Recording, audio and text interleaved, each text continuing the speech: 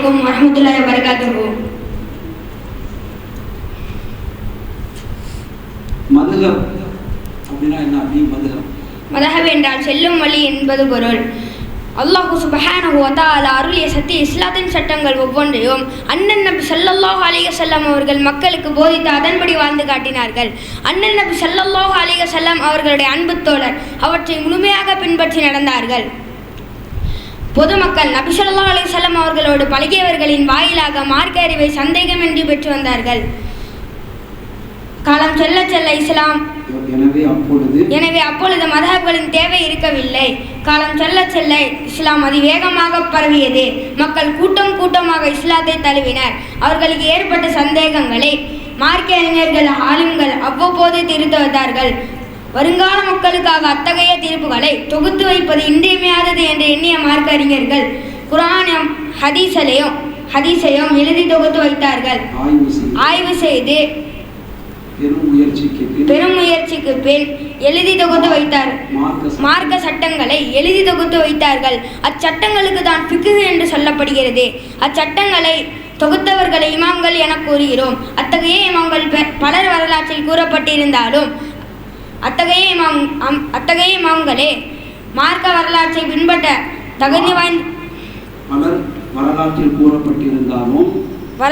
கூறப்பட்டிருந்தாலும் 4 இமாம்கள் மட்டுமே உலக வரலாற்றை பின்பற்ற தகுதி வாய்ந்தவர்களாக அமைந்திருக்கிறார்கள்.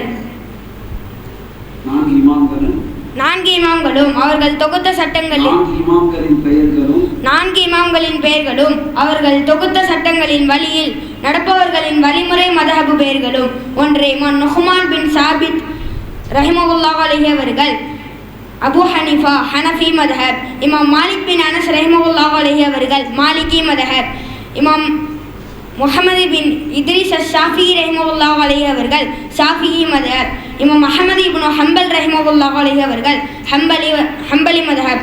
இந்த இமாம்களின் தீர்ப்புகள் உலகினர்களின் ஏகோபித்த முடிவின்படி மார்க்கத்தில் அங்கீகாரம் பெற்றவையாகும். எனவே இந்த 4 மதஹப்களும் இன்றியமையாதவை. எனவே இந்த 4 மதஹப்களில் ஏதேனும் ஒன்றை பின்பற்றுபவர்கள்தான் அஹ்லு சுன்னத் வல் ஜமாஅத் குர்ஆனையும் ஹதீஸையும் பின்பற்றுவதாகவே ஆகும். ஏனெனில் இவ்வாறு மதஹபை பின்பற்றுபவர்கள்தான் அஹ்லு சுன்னத் வல் ஜமாஅத் அத்தை சார்ந்தவர்கள் என்று அழைக்கப்படுகிறார்கள்.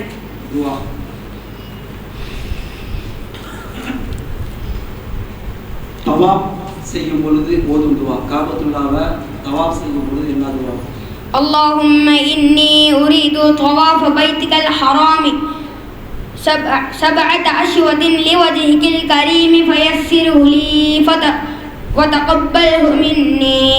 سعي செய்யும் பொழுது ஓதும் துவா. اللهم إني أريد السعي بين الصفا والمروة 7 أشواط لوجهك الكريم فيسره لي وتقبله مني.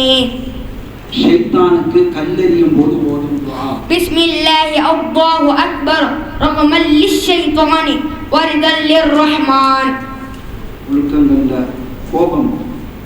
3 கோபம். இது ஷைத்தானின் செயல். நாம் இதை விட்டு விலகிக் கொள்ள வேண்டும். 1 கோபம் வரும் நேரத்தில் அஊது பில்லாஹி மினஷ் ஷைத்தானிர் ரஜீம் என்றே ஓதிக்கொள்ள வேண்டும். 2 கோபம் ஒரு மனிதனுக்கு கோபம் வந்தால் அவர் நின்று கொண்டிருந்தால் உட்கார்ந்து விட வேண்டும். 3 உட்கார்ந்திருந்தால் சாய்ந்து கொள்ள வேண்டும் அல்லது படுத்து கொள்ள வேண்டும். 4 கோபம் வருபவர் அவரை விட்டு ஒதுங்கிவிட வேண்டும். 5 கோபம் வந்தால் உழு செய்ய வேண்டும். 6 குளிக்க வேண்டும். 7 உண்ண வேண்டும் அல்லது பருக வேண்டும்.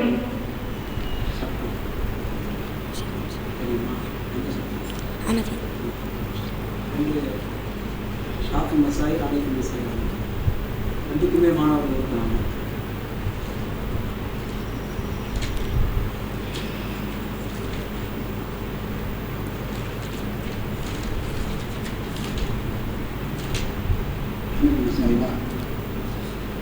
நஜீஸ் எத்தனை வகை?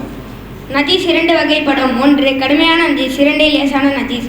1 கடுமையான நஜீஸ் சாப்பிட ஹராமாக்கப்பட்ட விலங்குகள், மனிதன் ஆகியவற்றினுடைய இரத்தம், மலம், சிறுநீர், சாப்பிட அனுமதிக்கப்படாத பிராணிகளின் மலம், பிராணிகளின் மலம், கோழி நச்சம், நாய் பன்றி நச்சம் போன்றவை கடுமையான நஜிஸ்களாகும். கடுமையான நஜிஸை தண்ணீரை கொண்டு தேய்த்து கழுவ வேண்டும். நாய் பன்றி நச்சில் உடலிலோ உடையிலோ பட்டுவிட்டால் அதை 7 தடவை கழுவி சுத்தம் செய்ய வேண்டும்.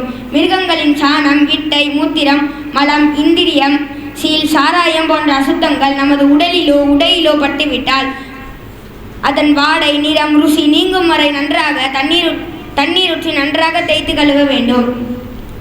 நிறம் நீங்கவில்லை என்றாலும் மற்றவை நீங்கிவிட்டால் போதுமானது. ஆண் குழந்தையின் சிறுநீர், பாலருந்தும் ஆண் குழந்தையின் சிறுநீர் துணியில் பட்டுவிட்டால் அதன் மீது சிறிது தண்ணீர் தெளித்து விட்டால் அது சுத்தமாகிவிடும். பெண் குழந்தையின் சிறுநீர் ஆனால் அதை தண்ணீர் ஊற்றி கழுவ வேண்டும்.